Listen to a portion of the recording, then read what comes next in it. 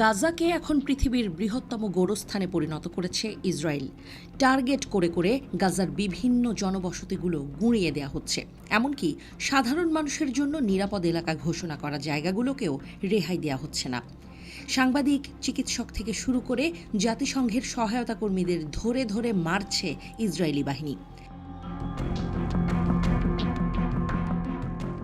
ইসরায়েলের এমন কাণ্ডে সরাসরি মদদ দিচ্ছে আমেরিকা।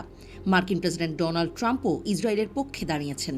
তেল আবিবকে নিয়মিত অস্ত্র সরবরাহ করছে ওয়াশিংটন।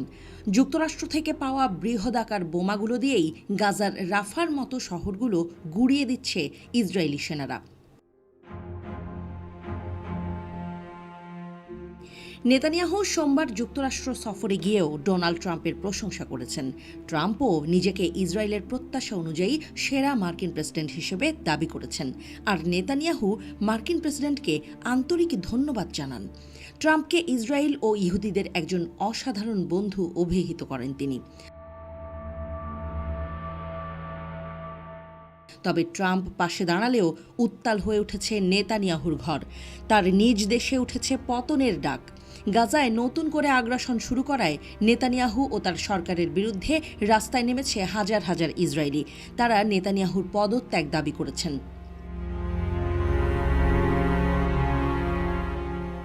নেতানিয়াহু ওয়াশিংটনে মার্কিন প্রেসিডেন্ট ডোনাল্ড ট্রাম্পের সাথে সাক্ষাৎ করার পর তেল আবিবের রাস্তায় নেমে আসে সরকার বিরোধী বিক্ষোভকারীরা নেতানিয়াহুর নীতির নিন্দা জানিয়েছে।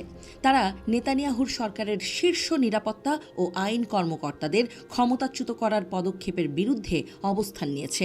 আন্দোলনকারীরা গাজার জনগণের বিরুদ্ধে গণহত্যামূলক যুদ্ধ পুনরায় শুরু করার নিন্দাও জানিয়েছে। গাজায় আটক ইসরায়েলি জিম্মিদের পরিবারও বিক্ষোভে যোগ দিয়েছে। তারা যুদ্ধ বন্ধ এবং বন্দীদের মুক্তি নিশ্চিত করার জন্য একটি চুক্তির আহ্বান জানিয়েছে। বিক্ষোভকারীরা ইসরায়েলি মন্ত্রিসভাকে জিম্মি মুক্তির বিষয়ে সর্বোচ্চ গুরুত্ব আরোপ করার আহ্বান জানিয়েছে। ইসরায়েলি বিক্ষোভকারীরা হামাসের সাথে গাজা যুদ্ধবিরতি চুক্তি লঙ্ঘন বন্ধ করার জন্য সরকারকে আহ্বান জানিয়েছে।